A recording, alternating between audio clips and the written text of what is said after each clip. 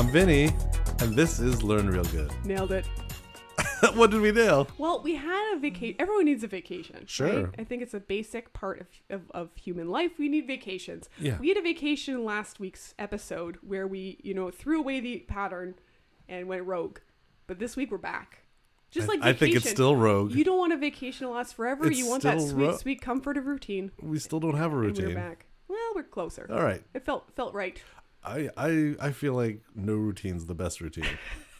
Do you feel that? Or would you consider yourself a not routine person, Vinny, in the real world? There are some things where I hear it. need to have routine, Okay, otherwise like? my structure falls apart. Okay, let's just get like a some calendar. deets. People want to know. Calendar. Like I Oh, need you're to a use big my calendar calendar. guy, Yeah, if I don't put my tasks in a calendar, they immediately evaporate from my brain. And so then I wake up in the morning, I'm like, all right, what do I have to do today? And if yesterday Vinny didn't put it in the calendar, today Vinny's in trouble. That's true. Calendar. What are some things that you don't need routine for? That you're like, yeah, let's live by the seat of our pants. Downtime. I don't like. I'll just like, all right, what do I need today? I think I'm good at listening to what I need, whether it's quiet time and reading or solitude, just like, something more tactile where I'll sit with so I collect Magic the Gathering cards. I'll sit with my cards and sort them. And that's something very physical and tactile for me to play with. It's a shame this isn't a video podcast because viewers would see that your microphone is currently perched on a D&D book on top of Magic cards. So if there's any question if Vinny has some nerdy pastimes, dare I say? Only nerdy pastimes. Only nerdy pastimes. Yeah, what about you, Katie? Where do you do well with structure and do better without structure? I love structure. Yes. I'm a big routine person in all aspects of life, and I think that's what drew me to improv. That's my place to sort of explore letting go of planning a little bit, sort of flirting with that ability without having to do it in any real stakes way. And your favorite formats are narrative and musical, two of the most structured forms of improv. Absolutely. And guess how I react when people initiate a song that's not part of the 4 forms we've rehearsed? Yeah. Very well, right? No. No. So I guess even then. Yeah, you've applied structure to the unstructured. Well, we have structure this podcast. Yes, we do. Which is a science comedy podcast. Correct. Yes. We combine science and comedy at the same time. Yeah, it's about time, right? What's happening? It's static. They're exploding together. They're exploding together. Okay.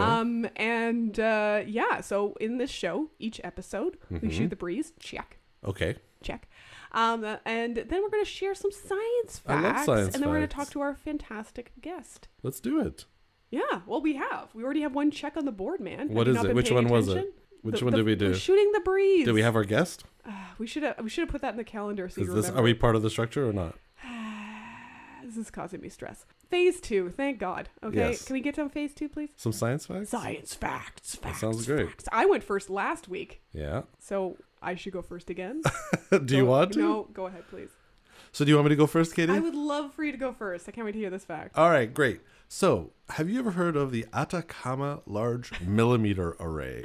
The ALMA. I think you know the answer to this. Yes, you're a big fan. No. Oh, no? I do not know it. I don't know that I'm not a fan. I've not heard of it. No. Okay, so it's a system of telescopes in South America. Sure. 66 telescopes to be precise. So if you imagine one telescope looking at the sky, pretty cool. But what if you could network a whole bunch of telescopes together to act as one giant telescope? We don't have that somewhere? Well, that's what the ALMA is. Okay. It's a set of 66 telescopes that are networked together and act as a giant telescope. Looking at electromagnetic information from outside of the Earth, from space, in the millimeter wavelength. Oh, okay. Okay. Good one. Good wavelength. It's a good wavelength. Good All right. So a while back, there was some hot news about Venus, the planet. Uh-huh. All right. I don't know if you know this, Katie. Probably not, unless it was a science fact on this show. So they detected phosphine in the atmosphere of Venus. No, I did know that. Okay. And so one of the things that's interesting about phosphine is that there are very few ways to make it in abiotic processes. Right. Yeah. And so detecting phosphine in the atmosphere of Venus was like, okay, we've got this result. It's very surprising. We're not sure what to make of it, but according to this data, we are detecting this telltale signature of phosphine. It's the subject of the new season of Serial. Who put phosphine on Venus? Yeah. Well, the implication being that if there's some biological process that's existing on Venus that's generating phosphine. They found it in quantities that cannot be explained by natural processes. That we know of. Right. So these are the questions. So then people started like, all right, generally the assumption is there's an error here because like there's, we don't really assume that there's anything alive on Venus. So what are some of the errors? So some people put out a paper saying that there's another chemical, sulfur dioxide, that has a chemical signature very similar. But then other people published papers like, no, there's enough of a differentiation. It's not similar enough to be explained away. Then it turns out the original study had a calibration error where they didn't expect it to be as bright because normally these telescopes look at things that are very far away. And so when you look at Venus, by relative measures, it's very, very bright. So they found a calibration. So to resort their data, recalibrate it, and rerun the results, the signal's still there. More diminished, but still present, not entirely erasable. So then now what they've done is like, all right, well, we want to look at it again with this telescope. So the ALMA telescope is like built for this. It's like it's the biggest instrument in the world that can look at these kind of things. The problem is because it's such a specific instrument and it's the instrument for this, there are too many requests in the queue that have been assigned. So it won't be able to look at Venus again until that request comes back around. It's like the viewing time on that telescope is booked. But they built it for Venus. No, they built it to look at everything in space at that wavelength. Oh, and so man. they book these things like a year plus in advance. And so it's like, all right, we're going to look at Venus. Oh, we did it. All right, next. I'm looking at this nebula. Great. All right, who's next? And so they book it out for a long, long time because they want you to prep. And so they're like, okay, well, the only real instrument that's really designed for this is that instrument.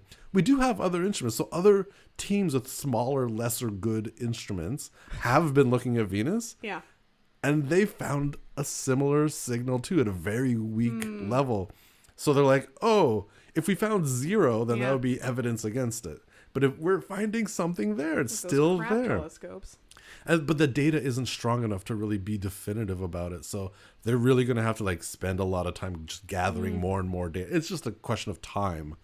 But what's really interesting to me about this is the scientific process in action. Yeah. There's this really interesting result that's like, okay, we found phosphine.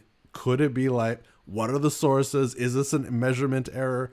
And so all of this process is underway right now. It's the real life. A strong claim has been made.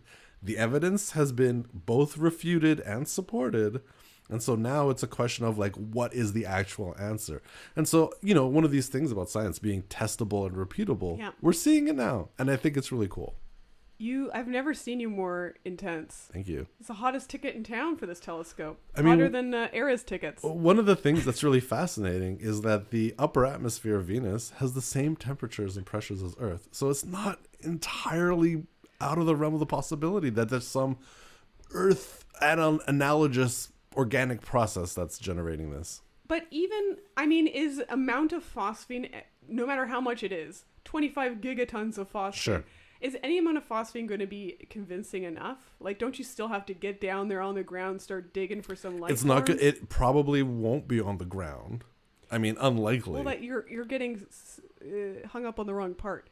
Don't we have to go to Venus? We would have to go and collect some samples of like what could possibly be generating it. But if you find evidence for that, then the funding for that experiment, jumps the queue in priorities. Jumps the telescope queue. Yeah. Very cool. Thank you, Vinny. Thank you for that very impassioned take on the Alma. I'm a big fan of science. Your Alma mater. Good one. Ready for a fact? I would love to hear a science fact, Katie. Vinny, what's... Oh, I love these leading questions that we've got coming up. Yes, continue. What seminal event happened about 12,000 years ago? Oh, that's easy. Yeah. The dinosaurs. 12,000 years ago. The dinosaurs. 12,000 you didn't let me finish. The dinosaurs were still decomposing. No, they continue to exist. 12,000 years ago? Yeah. and today. I don't think. Oh, the birds. Yes. Oh, you were so disappointed. Birds are such a disappointing form of dinosaur. Let's be honest. Let's get real here. They're I still think it's here. cool. Birds They're are cool. still here. They fly. Good job, birds. Okay. You know dinosaur. Hot takes. Birds are dinosaurs. 12,000 years ago, what happened? What big thing happened? 12,000 years ago. Language? Agriculture? I don't know. Probably a lot of things, I Yeah, guess. yeah. That was a terrible Yeah. I don't know. I didn't check my diary. Let's try this another way. 12,000 years ago, Yes. most land mammals outside of Africa went extinct. Oh, that was the seminal event you're referring to? For me, that's where my mind would go. Right, very soon after. Okay, because these are one of these ice age. One of these receding. like famous extinction events. Yeah. What caused the extinction, Vinny? Do you know what the leading belief is for why 12,000? Think about what else was going on 12,000 Social media years. addiction. Social media addiction. You're not playing ball today. I'm sorry. So humans hunting. The reality is I know nothing about this. Okay, so humans were around in North America 12,000 years ago, and the popular belief is that they were hungry. largely driven to extinction by hunting over harvesting. We've never done that before. Oh, definitely. Definitely have, and it was definitely a contributing factor. However, there's always been sort of another cause sort of hiding in the background, and that was changes to climate that were happening at the same time. But we're not even talking about that. We're talking about something else humans did. Something else humans did to cause this extinction. This giant North American land mammal extinction. Not just directly stabbing them. Do you have no. guesses as to what else we were doing? Might be something that's really in the news. I got it. Yeah. Bullying. Wildfires. What? Wildfires? Yes. So this is actually coming from not just across North America. This is specifically talking about what happened to the large land mammals in California, which is a part of the world that has a lot of fire. Do you know why, Vinny? Dry. Yeah. So the type of biome you would call something like California is like what you have in much of the Mediterranean area, which is something called shrubland or chaparral. Chaparral. Yeah. Ooh. Yeah, I know. It was always my favorite biome. Chaparral. It's where you have lots of, if you think of wine is often in these areas. So South Africa as well would have a lot of this type of biome. It's good for those types of trees. Because trees like cork trees. Calvin Klein. Chaparral. Cork trees are good at dealing with surviving through fire. So you get lots of fire naturally in these places. Fire resistant. Oh. Yeah. Now, California wasn't always shrubland. I knew that. So back when the humans were hunting lots of large mammals, what we were also doing was lighting a bunch of fires. Intentionally? Why? Yes. To chase the animals. Well. Clear for farming. Marshmallows. Clearing for farming is great. So this is kind of pre-farming, but clearing brush just to move. Can you imagine moving through like thick forest? Just really set exhausting. fire to it? Shit, yeah. That's a lazy. Great way to get rid of. That is lazy. No, they should cut it down one by one. Yeah. But yes, also to drive prey out of the forest, light a fire, they're all going to come running out the other side. Into your oven. But also, interestingly, to deliberately allow plants that they like to use for things like building, making baskets. If you burn down the trees, the first things that come back. Exactly. Oh, the pioneer species, I like to call them. Thank you. Good job. So all these wildfires actually changed California from being more of a really Republican place into the Democratic to being the chaparral biome that it still is today. Now, do you know where we got the evidence? Where they got this evidence for wildfires being an important part of this story? Where do we get most of our evidence? Fossils. Yes, found where? Do you know? California, you said already. California, yes, but the Chaparral District. Have you heard of the La Brea tar pits?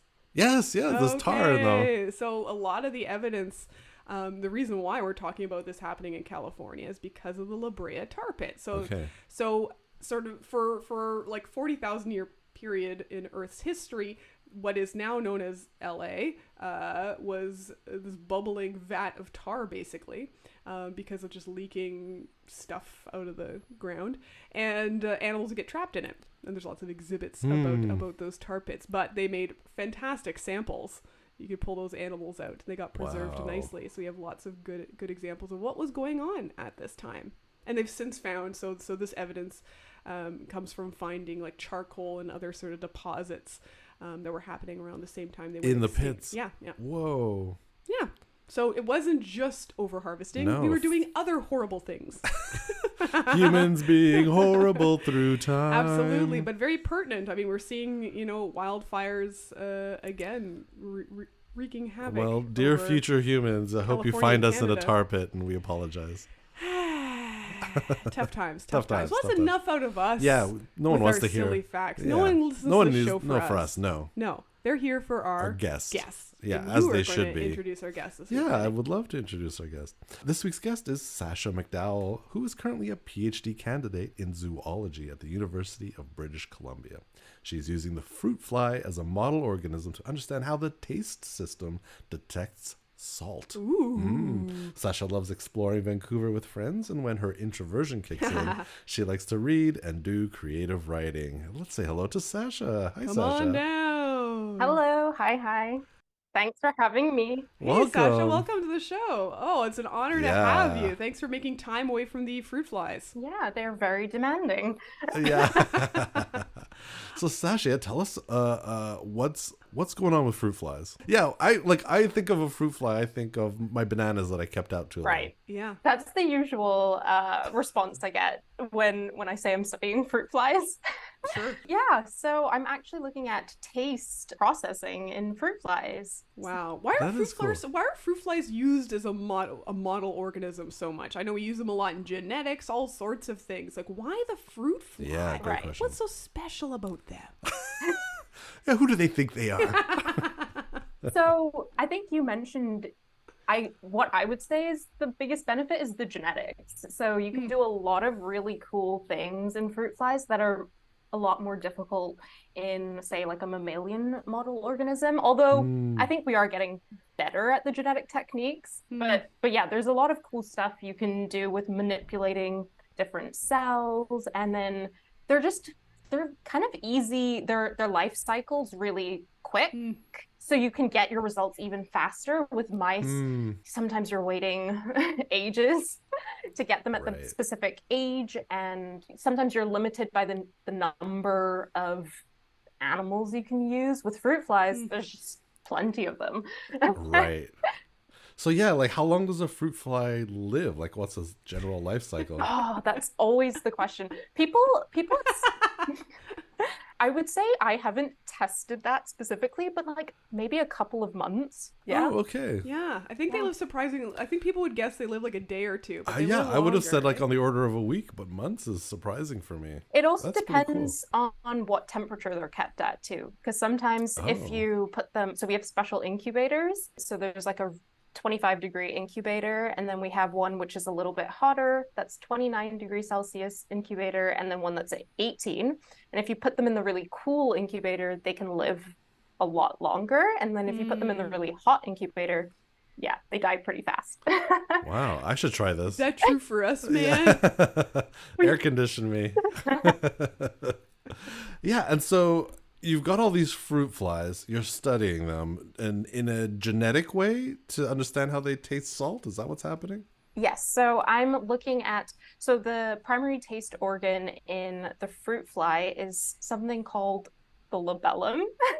So I'm specifically looking at the sensory neurons in that taste organ, and I can look at what those neurons fire to, what's the receptor in those neurons that's detecting the taste. And then I'll provide kind of some insights into just general mechanisms that hopefully translate to mammals. Wow. So are the basic mechanics like, I don't know about you, but I don't think it looked much like a fruit fly. Like that's a pretty distant relative. Yeah. I mostly had you on to confirm I don't look like a fruit fly, right? Correct. Okay. Is their basic taste system very similar to ours? Like they don't have taste buds, they don't have a tongue, but is it like at the neuron level it's basically the same thing? Like receptor, get stimuli, send message, neuron to your center. Yeah, I think you're pretty correct. So what I'm studying is specifically salt, as you mentioned. And so in mammals, we like a little bit of salt in our food, you know, on our fries, for example. But if we put too much salt in our meals, you know, if you're getting too excited when you're cooking and you add way too much salt, it's disgusting, right? And We see the same things in flies as well too. They like a little bit of salt, but then they'll start to avoid those higher concentrations of salt. And so there are these two connected pathways. So one is kind of encouraging the consumption of salt, and then another pathway is discouraging that consumption. And so those two things are similar between fruit flies and mammals. So why do we need salt anyway? Like, presumably we can taste it because we need a certain happy Goldilocks amount of it. So why do we need it at all? And then we'll talk about why is too much bad, maybe. So we need it for a bunch of things. One thing is that it's really important for fluid and ion homeostasis, so the right balance of, for example, the plasma in our bodies. It's involved in kind of like making sure that it's the correct volume. This is not my area of research, so I'm going to repeat what I write in my introductions.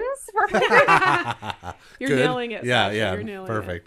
And so we need it. Yeah, so it helps with, I guess, just correct fluid balance in our body. It's important for muscle and neuron excitability. So the ability for neurons to fire, we need salt for that. We need it for absorption in our gut and reabsorption in the gut. And there's other things, but those are some of the big ones. Awesome. Very cool. And when I think of taste, I think of like my tongue, and it tastes like sweet, sour, salty, umami. Like, is there someone else out there studying fruit fly umami? That is one modality. Honestly, probably. That is one modality that we're still trying to understand, but we've studied sweet, bitter, salty, lactic acid taste in fruit flies. Yeah. Amazing. They detect amino acids, so. And like this whole mechanism is also fascinating to me, because also, again, most of my mental kind of framework here is testing people. Like, so are there little like white stickers that go on a fruit fly's head with a little lead that goes to a machine? Like, how do you make them that small? That's my question. So, we need pictures. So are you asking how am I studying the neurons? Yeah. How are you studying the neurons? So I do something called calcium imaging. So calcium imaging is when neurons are excited, they're having fun. No, when they're firing, there's this influx of calcium into the cell. So what scientists have done is they've made it possible for us to visualize that change in calcium. So they've connected that calcium increase with a genetically encoded fluorescent protein, GFP. Wow. And it becomes enhanced when the calcium increases. And so we can see neurons firing through fluorescence increases. That's really cool. And so like the fruit fly brain, I guess, is relatively well mapped out considering how much it must have been studied at this point. So that's like the big topic in the field right now too, is like recently, so far, I just did my research on this, only 3 other organisms have had like their entire brains mapped out. And so the fruit fly is like one of the latest that has had like the full connectome. So all the neurons in the brain, all the neurons in the nerve cord mapped out. And not that many organisms have had that done. Wait, what are the other 2? There are 3 others. One is 3 others. C. elegans, which is the worm. Yeah, classic. The worm. And then there's another big model one. There's 2 other ones that I've never really heard of them. One sea squirt larva. Sea squirts. And one's a marine annelid, so marine worm. So that's really cool. I'd love to circle back. So we mentioned that there's a reason why. There's always a reason. There's a reason why for us, for a fruit fly, we detect and like a bit of salt, right? You mentioned a bunch of reasons why we need it. But why don't we want too much of it? You mentioned that we and fruit flies have an aversion to super high salt, but it does all those cool things. Why is too much salt bad for us or a fruit fly? Yeah, we need it in a very specific amount of salt. Too little isn't good, and then too much isn't great either. I mean, if you eat a load of salt, we're going to start drinking a lot of water, right? Right, yeah. So there's mechanisms in our body to make sure that we have the right balance, and that's also something I'm looking into too. Yeah. And so, okay, so you're putting salt out, the fruit flies are gumming at it, and then you take pictures of their calcium brains, and then you're like, we did it. Oh, let me guess. Did you have like different rooms with different amounts of salt, and you measure like how much time they spend, and if they spend more time in the medium? No, salt hang on. You have a small. We're gonna guess You have for a small. hours You have until small we get it. McDonald's with fries, and then you're like, all right, how salty? How many fries do they order? Sure. What They salt? order. Yeah, we got to make them go through the drive-through in little fruit fly cars. Yeah. And then No, I think Vinny got it. I think that's got to be it. Yeah. How do you test? How do you this? test this? I wish our experiments were that fun.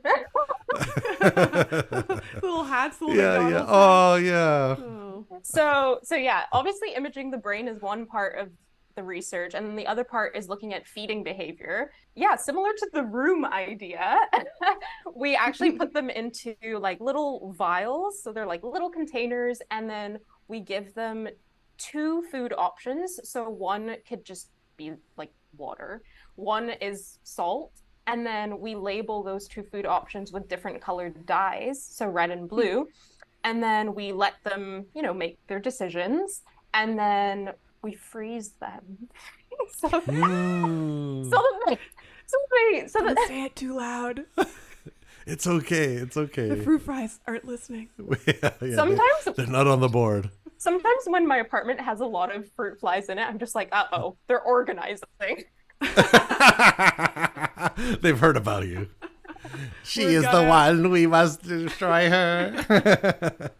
Anyways, after we freeze them, because their cuticle is so transparent, we can look under just a normal microscope and see, based on the colored dye, which food option they were choosing. And so we know whether they're attracted to the salt or avoiding the salt, and like if we manipulate certain neurons or receptors, how that affects their salt feeding behavior. Oh, so yeah. So how do you do? Did you do that as well? Did you manipulate their neurons to see like, ooh, when we excise this neuron, they no longer know the difference and they're going to town on that salt? Did you test that as well? Yeah. So for my first part of my thesis, I found a receptor that was expressed in this neuronal population that's involved in causing the flies to avoid salt. And we just, went online, ordered some flies without this receptor. As you do in the normal. Yeah. As you do in the fruit fly world. Add that to your Amazon order, no problem. Check out. Yeah. And yeah, like the flies that didn't have that receptor, they couldn't avoid the high concentrations of salt as well as the control flies. Yeah, that's a funny part of science that people do. If you're not in biology, you're not aware of like how you get these organisms. I remember I worked on salamanders for my master's. Right. And I ordered them from a company, a catalog like Sears, but for animal life. And I got a call one day. They were at the airport. I don't know what I thought was going to happen. I thought they were going to show up at my door, just like everything else I order comes exactly to where I want it to be. And I had to like stop everything I was doing. How many salamanders were there? To go to the airport to welcome my new guests. How many? I don't remember the order a lot? size, but some of them were not happy because they've been sitting at the airport. Anyhow. Yeah. Well, who loves the airport? No one likes waiting at the airport. Not even a salamander. No, definitely not. So was the goal here, Sasha, to sort of see like proof of concept to then try this calcium system on other things as well? Or were we really interested in fruit flies in particular if they could detect salt? I mean, calcium imaging has been used in a bunch of organisms. So it's not, we were just using calcium imaging as a tool to help us understand salt in fruit flies. And I'd say the interesting thing about that project was we know quite a bit about salt taste in mammals. We know the receptor that causes us to eat a lot of salt.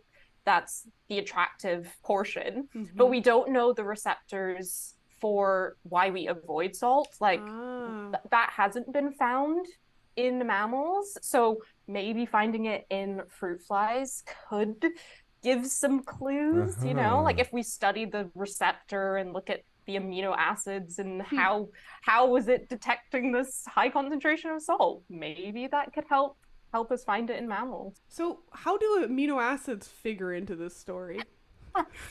Sorry, I was just thinking. Just dropped in amino acids there. Are they salty?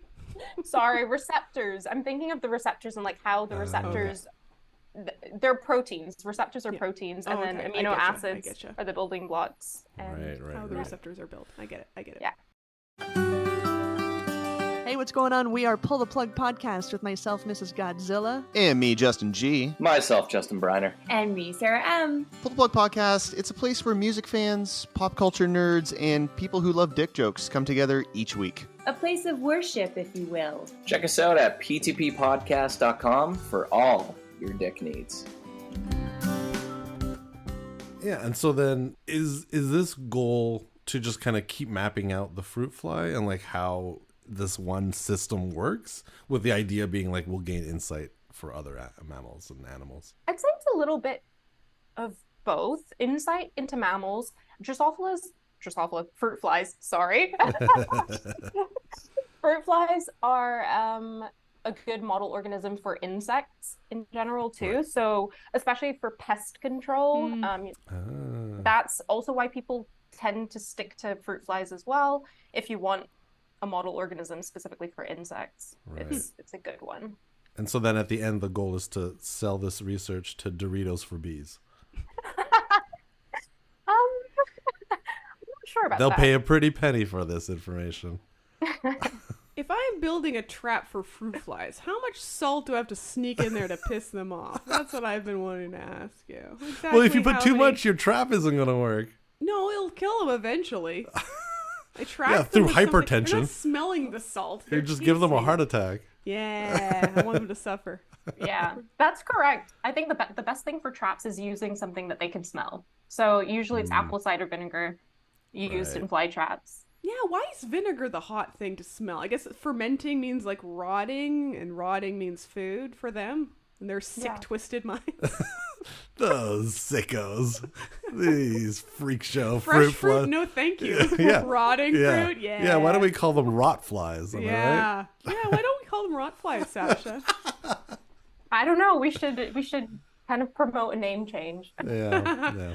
So I'm imagining this is probably like a chapter of your research, right? Yes. You're probably doing... So what are some other things you're looking at? Is it other aspects of taste in flies or completely different?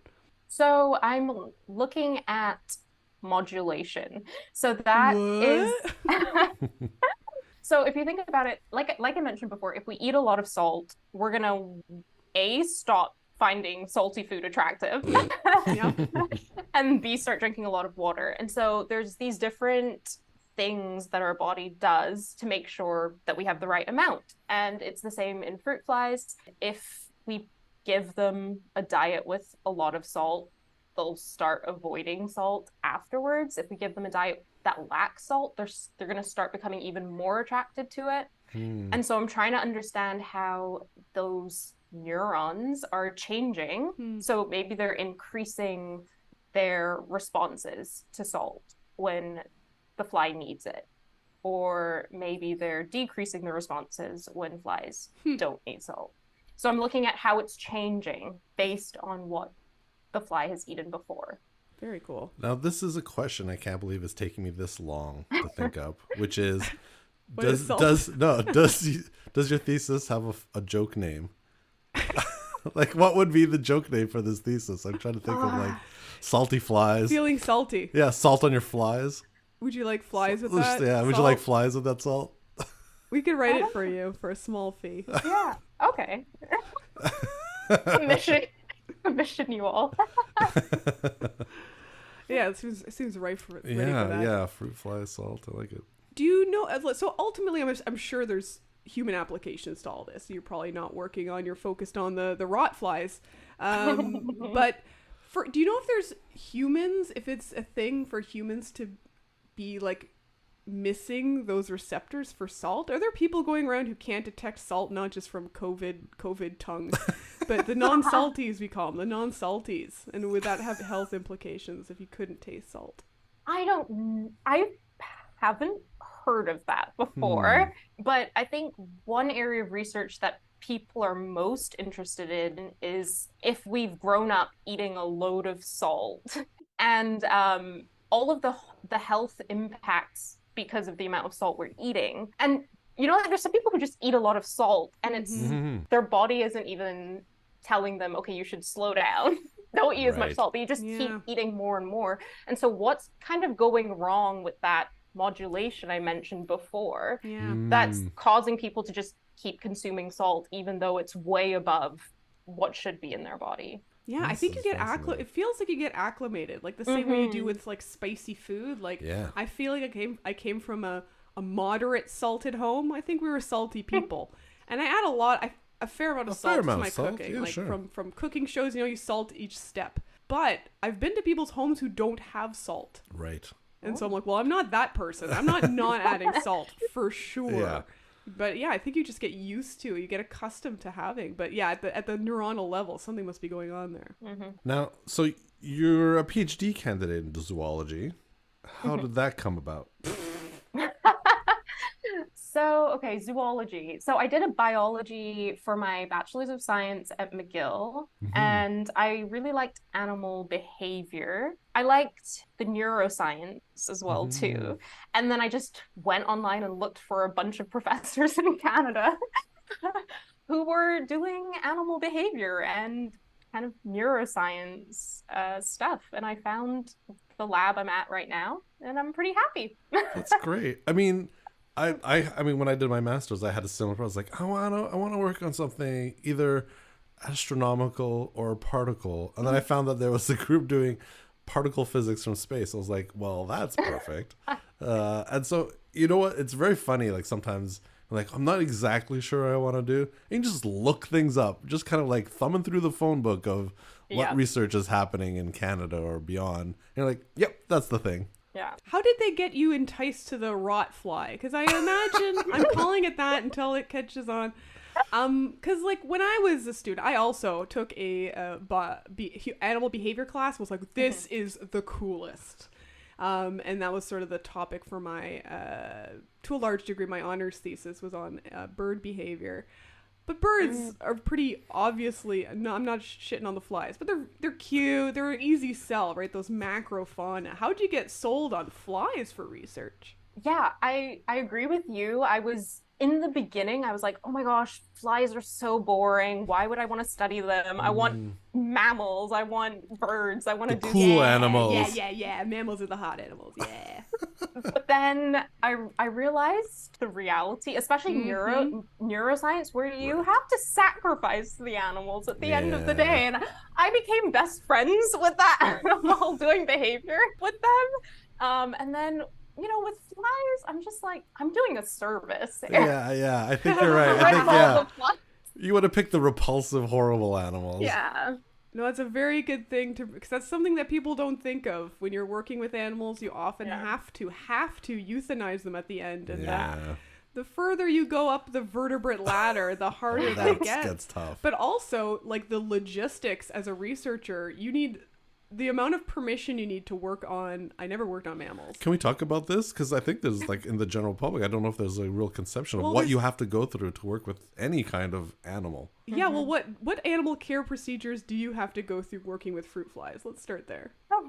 What do you mean procedures? Yeah, the answer is none, because no one cares about the well-being of insects. Exactly. When you're working with, like, I don't know, mammals are going to be way more work. But for birds, for amphibians, for most vertebrates, so things with a backbone, you need to, like, fill out a bunch of forms to get permission to work on them. And they ask questions like... Who's they? Who's they? So the animal care committees... So universities and research institutes will have people who read these forms to say this is a legitimate use of life. And you basically always have to kill them at the end. Just because it's for the greater good of the planet. It's better to these animals that have been manipulated. It's better for them to not rejoin populations for all sorts of reasons. They might die a prolonged, painful death because of their injury and how they've been treated, or have an effect on the other organisms that haven't been manipulated. That's just sort of how that world works. But you need a lot. You need to explain why you need that many. Why do they need to be alive? Why couldn't you use a simpler organism? It's a lot. It's because I like to mention this because scientists often get pictured as, we're just murdering all these mice and rats, but it's not. I mean, a lot of animals die, and that's not, a happy thing, but also know that it comes after a lot of thinking and planning and reduction of harm as much as possible. For sure. But flies, as logistics-wise, that's not fun, writing those forms. If you're working with insects, no one cares. Yeah. Go for it. Thank you. Thank you for your service is what they say after that. Absolutely. So what was little Sasha like? Were you always interested in little animals? Yeah, I was a nerd from a very You're in a young safe age. space. It's okay. Yeah, you're in a nerd safe space. Yeah, I was always like in the garden looking at animals. I was obsessed with, David Attenborough documentaries. Nice. And yeah, like doing science stuff at school. That was me. Very cool. Absolutely. What were some of the animals you played with in the garden? Yeah, what are some animals you remember? observed? Cool animals. So I'm from the Caribbean. So I'm trying to think of the coolest tropical. They don't have to be cool. I mean, there would always be like millipedes about. Ooh. Those were pretty fun. They're cool caterpillars. There were these really big snails. They're called African snails in the Caribbean. Wow. How big are we talking? Like a fist? Oh, Jesus Christ. Wait, what? She's measuring what's like the size of a human head. Yeah. But you were small. Yeah, maybe they were just regular The tiny size of your torso. Maybe because you were small, the snails seemed bigger. No, I think these are actually pretty giant. I think they're called giant African snails. Yeah, Well, they're suggesting that they might be large with a name like that. Wow. I can't imagine a snail that Giant big. African land snail. I'm Yeah. Googling. Wow. Oh, yeah, they're quite large. Oh, no. They take up like a human hand. They're like a hefty, like a puppy. Oh, wow. Like a softball? Yeah, like A softball big, size, a big softball yeah. size snail. I don't know if that's their maximum size. What do they eat? Like Humans. Coconuts, Rot flies. banana bunches.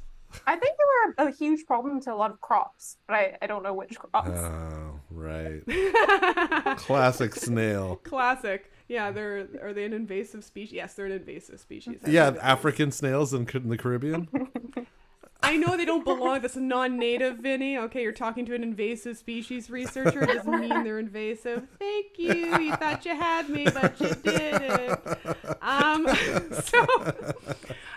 What's next for Sasha? Yeah. You're not finished your PhD, but do you see yourself sticking with neurons and taste, or where do you think you see yourself going with your research? Yeah, I'm trying to finish up a PhD and then we'll likely apply for some postdocs. Mm-hmm. Haven't been dissuaded from academia just yet. Good.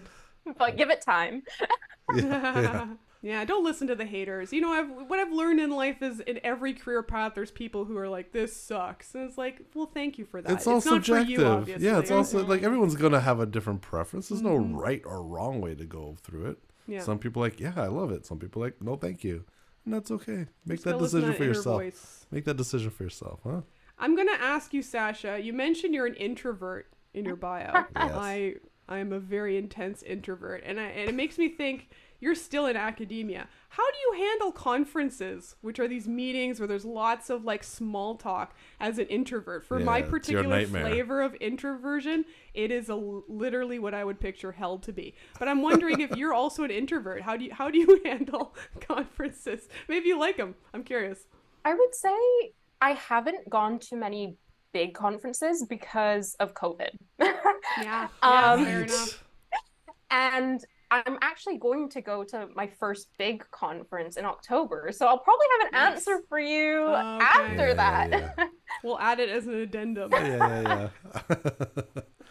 Yeah, I mean, it's true, though. There is certainly, like, the balance between doing research in a lab, which can be kind of solitary, versus, like, working as part of a collaboration, part of a team, which isn't solitary at all. Like, how do you balance that? Yeah, I'd say when I'm feeling social, I'll do lab work during the week.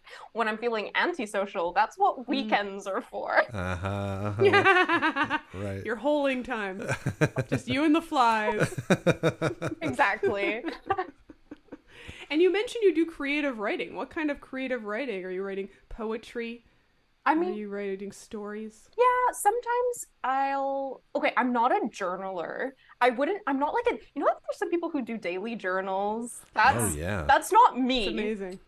But I will, like, if I feel like I've learned something in my journey, I might write about it. So calcium imaging, for example, was a nightmare to learn because you had to like dissect, like, fruit fly brains are small. How do you don't dissect that with your hands? You must be a robot to do that. Oh my god. We have no, I wish. We have like little sharpened forceps, and you have to have crazy dexterity in order to make sure that you don't kill the fly. You're able to Whoa, what? The fly's alive when you're doing this? Yeah. Wow. Wow. How often would you accidentally kill it and then say an expletive, do you feel? Oh, there hundreds have. Really? Yeah. I know. That's heartbreaking. I mean, that's got to be a very specific, specialized skill. Yeah. You go through, putting it to sleep with fly nap. Are you using fly nap for this procedure, Doc? No. Yes. So we use CO2 to knock out flies. Okay. And then they'll wake back up once they're off of the CO2. But yes, calcium imaging, learning that technique drove me insane. Oh. But my supervisor was pretty chill. He was just like, keep trying, even though I had nothing to show for. And then finally I nailed it, and I got the hang of it. And I don't know, I just decided to write about that whole experience, and it was That's really cool. It was cathartic. So yeah, was that something you kept, or did you put that in like a blog or something? I kept that one. But who knows? Maybe it'll go somewhere. Yeah. Maybe there's some other future research like, man, I wish I had someone to help me with this. It's funny because like when I think of, so I teach at college, and all our labs are like rigged for perfection. So like either we give them fake results, we're like, oh, you did it perfect again, for their ego and just to go through the process. But that's not life, right? This is what Sasha's describing with the, it's much more like it, right? You try something, you have no output. If you're sort of a perfectionist achiever, it feels like you've done nothing because you have no tangible output that's usable. And like getting through that, being resilient through that frustration, I think is a top necessity for scientists, and I guess most people. Life, I think accepting progress as a result. Yeah. Right. It's not about the end. It's not the destination. Oh, here we go. It's the journey. But it's true. Like, we underestimate the value of progress versus like, oh, we got it perfect. No, well, you got better at it. Well, if you think of our education system, right? That's not what we do. Right. You do a thing, you get a mark, you move on, right? Yeah. Like, and when you're sort of trained in that way, this idea of accepting what's seen as a failure or a lack of a result is really hard. Mm-hmm. Especially in the PhD stage too, because like the end goal is paper, but that takes forever to get to. So you have to. If it feels like you don't have results, right? It's like, well, there goes that paper that I had planned.